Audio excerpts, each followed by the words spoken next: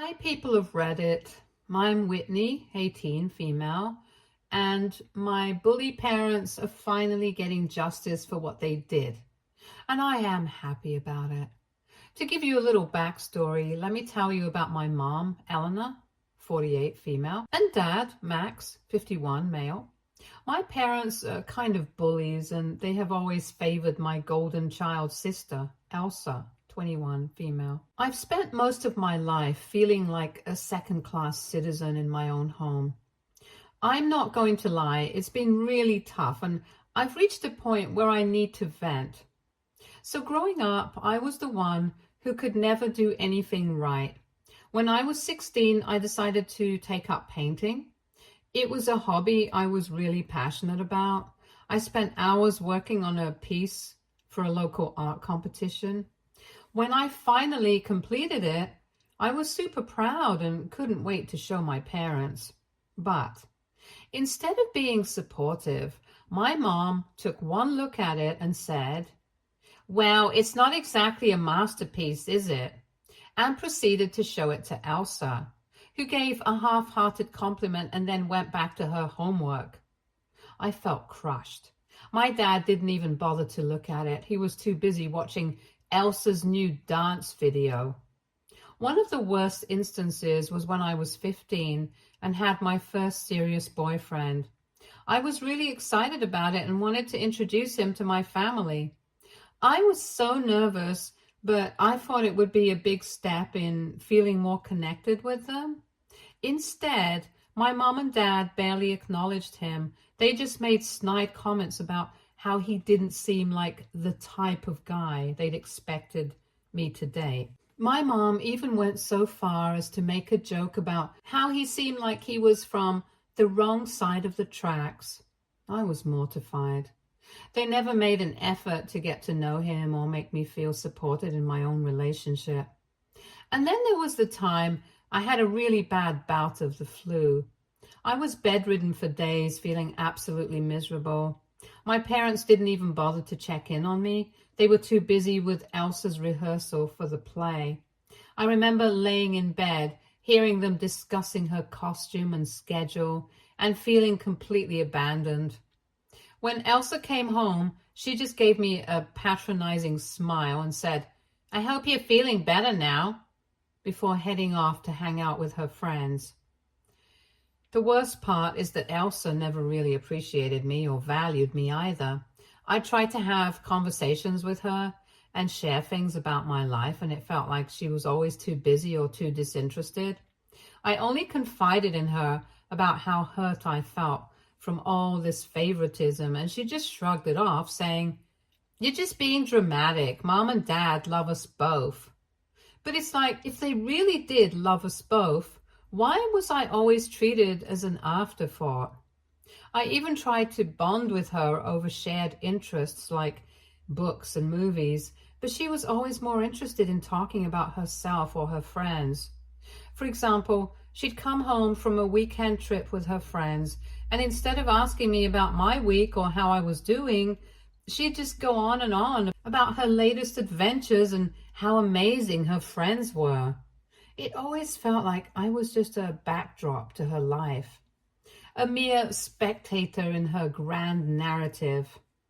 I could go on and on about the countless little instances where I felt neglected or undervalued. It's been a lifetime of living in Elsa's shadow, of feeling like the backup plan or the afterthought. And the hardest part is that my parents never see it. They think they're being fair, that they love us both equally. But it's so clear to me that their love for Elsa is just on a whole different level. Sometimes I wonder if it's something wrong with me, if I'm just not worthy of their attention and affection. But then I think about all the things I've done, all the ways I've tried to prove myself. And it's like, no matter how hard I try, it's never enough. I've even tried to talk to my parents about it, but they just dismiss me or tell me I'm being overly sensitive. They say things like, "You're imagining things," or "Elsa's achievements are just more visible." but it doesn't make the sting any less painful. So 2 days ago was my 18th birthday. For context, Elsa and my birthday are just 1 day apart, so you can imagine how our family celebrations typically go. Growing up, I've always had this sinking feeling that my birthday was just overshadowed by Elsa's. But this year, I decided to keep things simple. I knew better than to expect a big celebration at this point. I've pretty much stopped dreaming about anything extravagant, so I told my parents that all I wanted was a quiet dinner at a nice restaurant with just a few of my friends and family. Honestly, I figured it was a modest request given everything. I was really excited about this birthday. Turning 18 felt like a huge milestone. I mean, it's the age where you finally get to say, I'm legally an adult and all that. I was looking forward to it as a way to celebrate a bit of independence and mark the end of my teenage years. I had picked out this gorgeous dress that I had been eyeing for months. It was this sleek navy blue number with a bit of sparkle that made me feel like I was finally stepping into my own. I even went out of my way to find a restaurant that I thought everyone would enjoy. After doing some research, I settled on a place that had great views and a cozy atmosphere. I thought it would be perfect for a low-key birthday dinner. I went to the trouble of searching for the best restaurant, making sure it was somewhere everyone could agree on. I didn't want any last-minute stress or arguments over where to eat.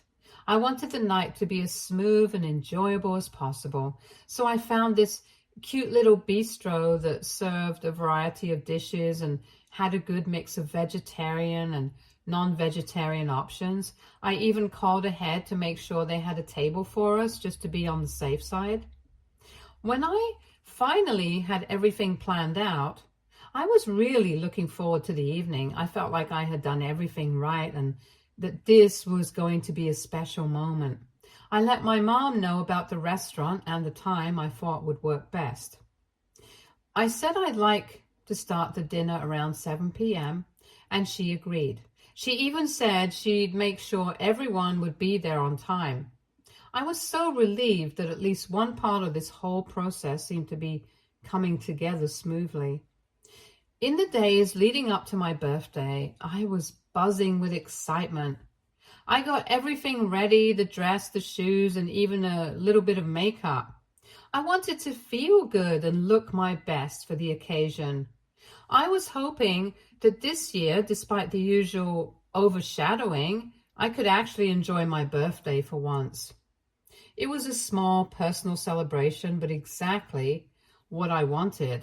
No big parties, no extravagant decorations, just a nice intimate dinner with people I care about.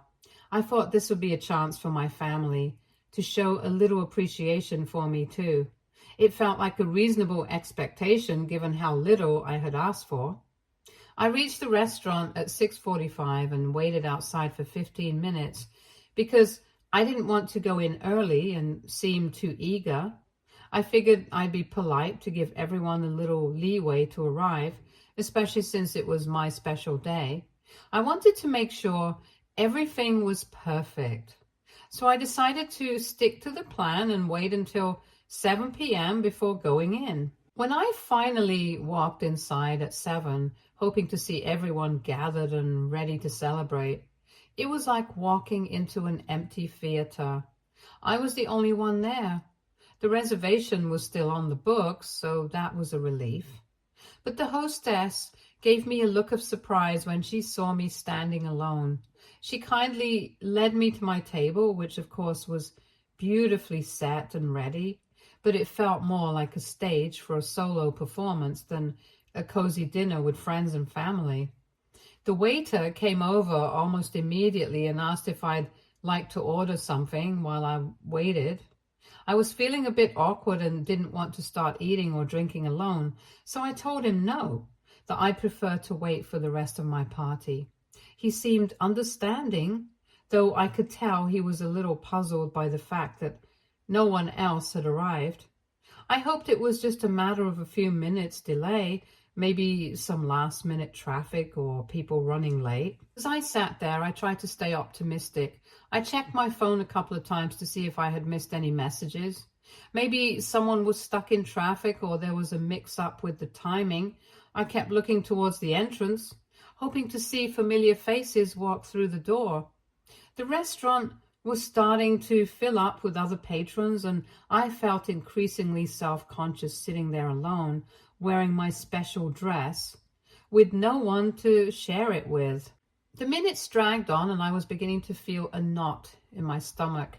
My excitement from earlier in the day was starting to give way to a mix of anxiety and disappointment. I tried to keep my mind off it by scrolling through my phone or fiddling with my menu, but the reality was starting to sink in. It was past 7:15 and still no sign of anyone. At that point, I began to worry. I didn't want to make a scene or call anyone out, but I couldn't shake the feeling that something was seriously off. I tried to convince myself that maybe everyone was just running exceptionally late, but the minutes kept ticking by with no change. My hopes were dwindling and I was feeling more and more isolated. By 7:30, I couldn't deny it any longer. It was clear that my family and friends hadn't shown up yet. I started to get a bit emotional sitting there at my table, feeling like I was the only one who had shown up to their own birthday party.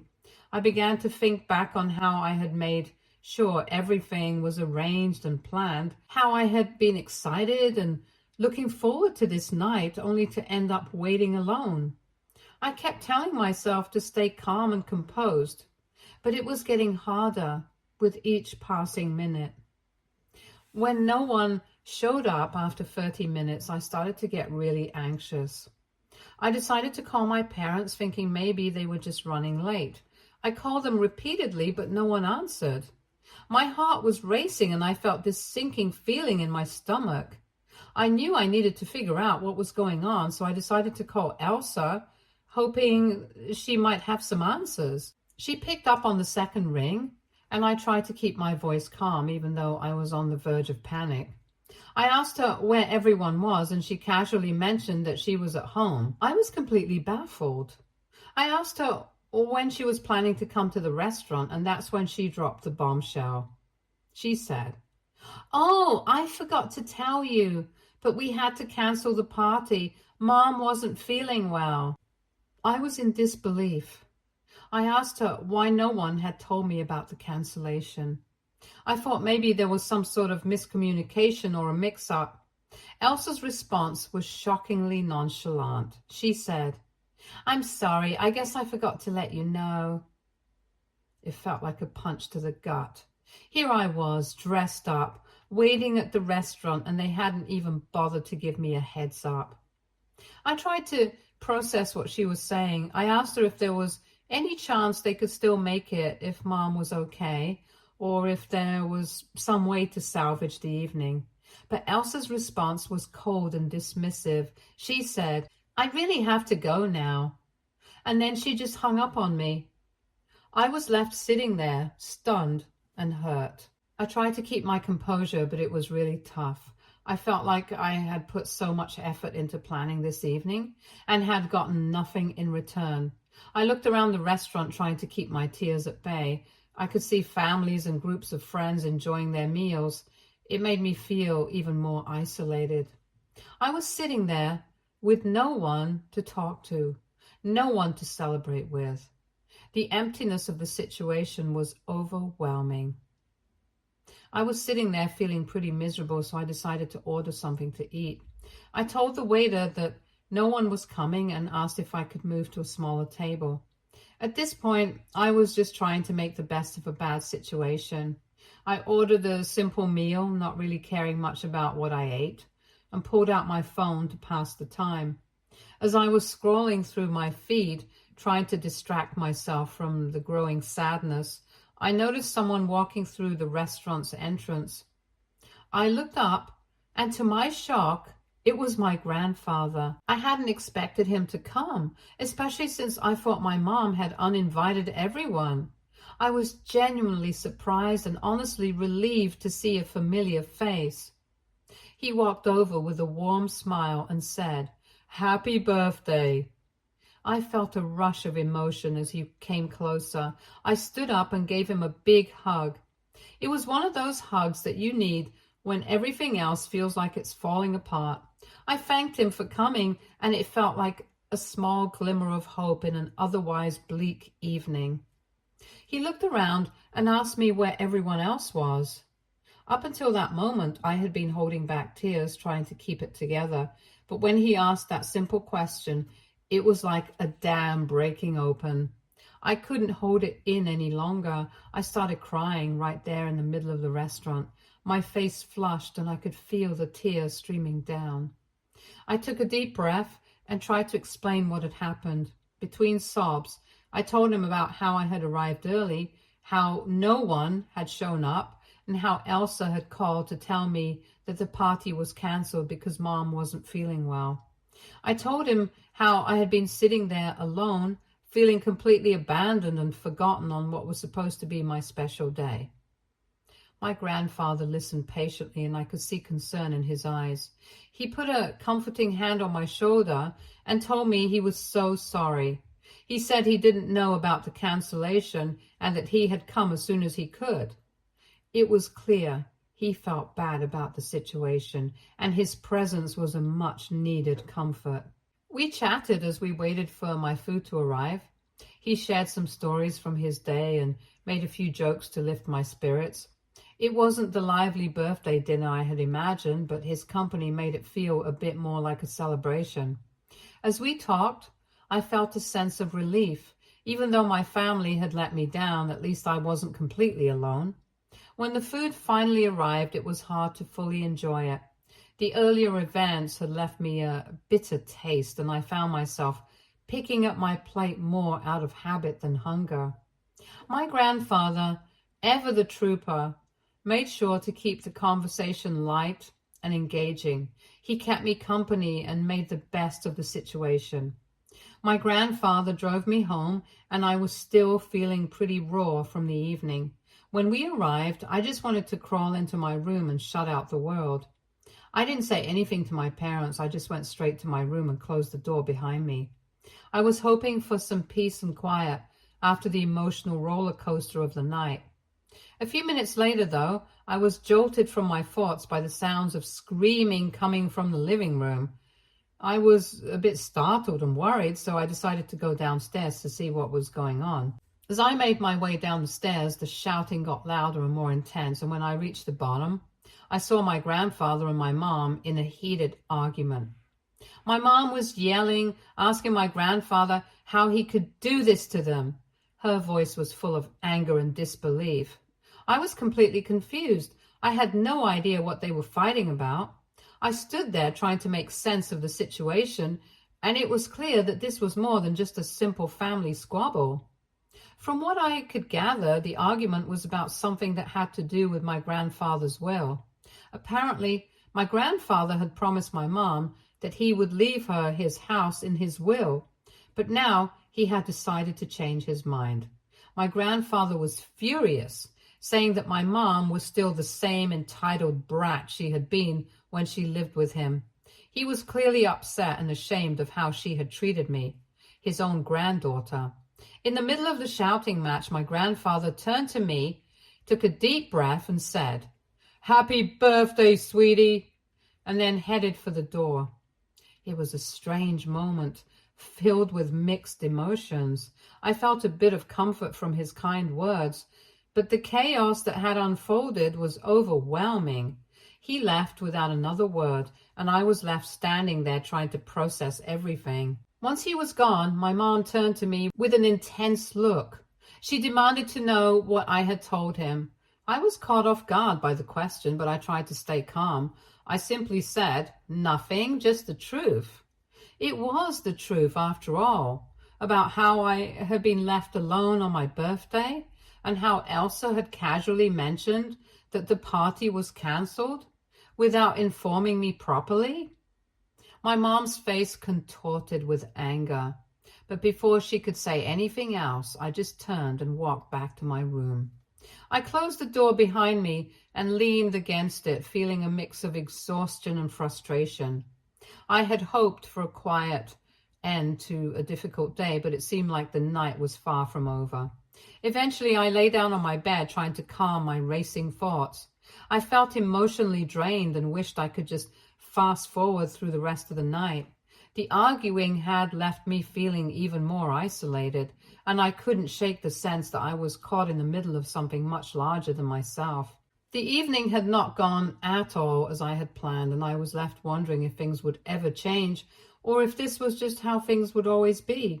As I closed my eyes, I hoped for some semblance of peace and a better start to the next day. When I woke up the next day, I felt like I was in a completely different world. The entire atmosphere in the house was icy and uncomfortable. My family was treating me with this cold distance that made me feel like I was invisible. It was a stark contrast to the usual chaos and warmth of family interactions. I walked downstairs and immediately noticed that things were already set up for Elsa's birthday. It was like a complete switch had been flipped overnight. My mom was bustling around the kitchen, clearly feeling better, and she was cooking up a storm. The house was filled with the smells of what I could only guess were preparations for a big birthday celebration. I felt a pang of sadness and frustration as I realized how different things were from the night before. I tried to keep my emotions in check, but it was really hard to see the celebration for Elsa being planned so meticulously, while my own birthday had been so disregarded. I was still feeling the sting of being abandoned and hurt by the lack of consideration from my family. I couldn't just sit there and watch them prepare for Elsa's party when it felt like they had completely ignored my feelings and my birthday. So I decided to leave. I packed a few things and went over to my best friend's house for the night. I needed a break from the tension and the cold atmosphere at home. I needed somewhere to go where I felt welcomed and understood. My best friend's place was a sanctuary where I knew I could at least feel a little bit of normalcy and comfort. It was an impromptu decision, but it felt like the right one at that moment. The weird part was that even after I left, my mom didn't even bother to call me. There was no text, no call asking me to come back for Elsa's birthday. It was like my absence didn't matter to them at all. That was a huge blow to my already bruised feelings. It made me wonder if they really didn't want me there, or if they just didn't care enough to make an effort to reach out. So now I'm sitting here at my best friend's house, writing this post, trying to make sense of everything that's happened. I'm feeling a mix of anger and sadness. That's been hard to shake off. It's frustrating to feel so disregarded by the people who are supposed to be closest to me. I'm trying to figure out how to deal with these emotions and how to move forward. I'm reaching out because I need advice. How do I cope with feeling this way? How do I stop being so angry and sad about what's happened? I want to find a way to heal from this and not let it consume me. Any advice or words of encouragement would really mean a lot right now. Thanks for listening to my story. Update 1. Hi everyone, I've got quite the update for you. I've been kicked out of my house. Yeah, it sounds as dramatic as it feels. It's only a few weeks until I'm supposed to head off to college, but apparently my parents couldn't wait that long. The craziest part? It all started over me not doing the dishes. So here's how it went down. I hadn't gotten around to doing the dishes one night and my mom completely lost it. She started railing at me about how ungrateful and entitled I am, how I never help around the house and all that jazz. It felt like she was blowing it way out of proportion. I tried to explain that I had been really busy with preparations for college and it was just one night, but instead of calming down, she just got angrier. Well, I lost my patience too. I snapped back and told her exactly how I felt about the way they've treated me over the years, how I've always been the one overlooked, how my birthday was just another example of their disregard. I aired out everything I'd been bottling up for years, and once it was out, I couldn't hold back. I told her about the emotional distance, the favoritism towards Elsa, and how hurt I felt about everything. As you can imagine, that didn't go over well. Things got really heated and my mom's face turned bright red, and she screamed at me to get out. I was stunned but not surprised. I'd seen this coming for a while now, though I didn't expect it to be triggered by something as mundane as the dishes. I didn't wait around for any more drama. I grabbed a bag, threw in a few essentials, and just left. I didn't even bother with a big goodbye or explanation. I was too upset and needed to get out of there before things got even worse. I told my mom I'd come back for my stuff when I was heading to college, but for now, I needed to be somewhere else. I went straight to my best friend's house. I called her up on the way, hoping she wouldn't mind me crashing there for a bit. Luckily, she was totally understanding and told me I could stay as long as I needed. Her place has been a haven for me ever since. I don't know what to do now. Update 2. Hi everyone. I know it's only been a few weeks since my last update, but I figured I should let you all know what's been happening.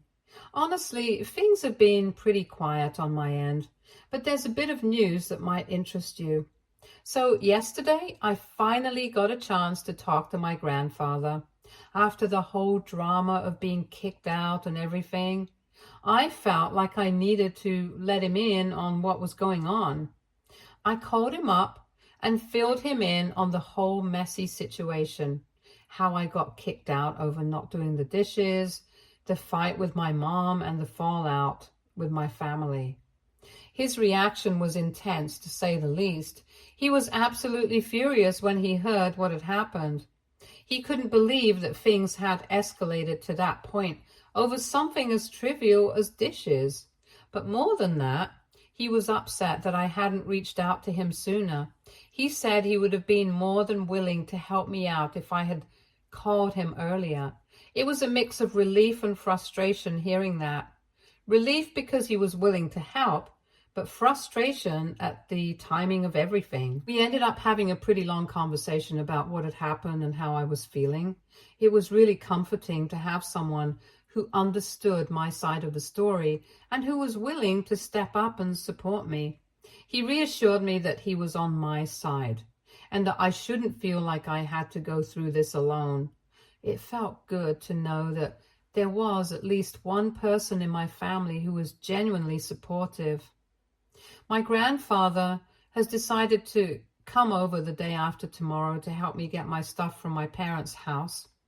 It's a huge relief to know that I won't have to deal with this by myself.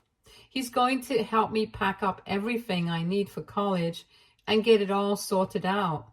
I'm honestly a bit nervous about going back to the house and facing my parents again, but having my grandfather there makes me feel a lot more confident. Update 3. Hi everyone. So I've got another update for you, and unfortunately it's a pretty rough one. Yesterday was supposed to be the day when I finally got my stuff from my parents' house with the help of my grandfather. However, things took a really terrible turn. When we arrived at my parents' house, I was shocked to find that almost all of my belongings were gone. It turned out that they had either thrown away or donated pretty much everything. All that was left were a few old notebooks. I couldn't believe my eyes. It felt like a total violation of my personal space and belongings. I was at a loss for words. Naturally, I confronted my parents about it. I asked them what had happened to my stuff and if they knew where it all went. Their reaction was to laugh at me. They actually laughed. It was like they found my distress amusing. I was stunned and heartbroken. It was like a final slap in my face, and I couldn't hold back my tears. My grandfather was absolutely furious when he saw how they treated me. His face was red with anger, and I could tell he wanted to confront them more aggressively, but he kept his cool. Instead of getting into a big argument, he decided it was best to just leave. It wasn't worth escalating the situation further, especially since I was already in such a fragile state. We got back into the car, and that's when the tears really started to flow. I was crying pretty hard, feeling utterly defeated and emotionally drained. My grandfather, being the incredible support that he is, did his best to comfort me. He told me he was so sorry that things had turned out this way and that he wished he could have done more. He reassured me that I wasn't alone and that we would figure this out together. To lift my spirits and make sure I had what I needed for college, my grandfather took me shopping. It was a bit surreal walking through stores, picking out things I needed for the next chapter of my life, while still feeling the sting of what had happened. But his kindness and determination to help me get back on my feet really meant a lot. We managed to pick up a few essentials, and it was a relief to know that I had the basics covered. On top of that, my best friend told me I could have whatever I wanted from her stuff. She offered me clothes, supplies, and anything else I might need. It was a huge comfort to know that even though I was going through such a tough time, I had people who genuinely cared and wanted to support me. Stay tuned for more stories from our girl relationships.